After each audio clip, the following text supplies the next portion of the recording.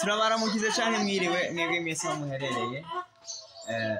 Uno munsi twagiye tubereke ukuntu inkoko zacu ari nziza cyane kubera zirajya tuzigaburira ibyo twitwa fresh-larveas.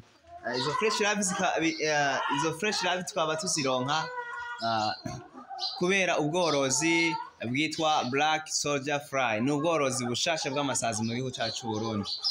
Turashobora kubereka ukuntu inkoko zacu zikunda izo fresh-larveas. Nawe nimba uri umworozi ukwiye gukora buno bworozi hambavu y'ubwo bundi bworozi ufise kugira ngo uze uronke ivyo kugaburira ibitungwa vyawe, inkoko, amafi hamwe n'ingurube. Rero iyo uri kuragaburira fresh-larveas, inkoko zikura n'ingoga kandi zigata n'amagi menshi cyane mu gihe gitonyi cyane. Murabona ingene zikunda, ni murabe. Wow,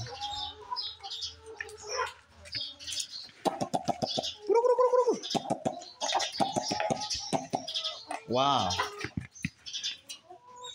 Okay, they enjoy. Ziraryoherwa cyane, ziraryoherwa ziko zirajya izo fresh-larveas. Zifise proteine nyinshi cyane, proteine ingana n'ibice 50% kuduga. Rero iyo ugaburiye izo inkoko canke amafi, ibi twitwa fresh-larveas canke dry larvae, zikura n'ingoga cyane kandi biragabanya amafaranga uza kugura izindi fungurwa. Nk'akarorero nk'ubu mu kugira uronke ibice 50% vya proteine ugaburira inkoko zawe canke amafi yawe, bisaba yuko uba waguze ibyo twitwa soya, waguze ibigori, waguze indagara, amaturune sole, ugasanga vyagutwaye amafaranga menshi cyane.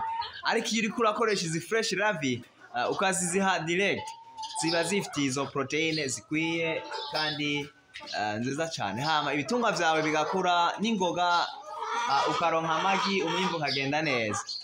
Murakoze cyane, musabwe kugira training, kwiga ukuntu washobora kugira buno bworozi bw'amasazi kugira ngo uronke ivyo ushobora kugaburira ibitungwa vyawe. Rero murahawe ikaze.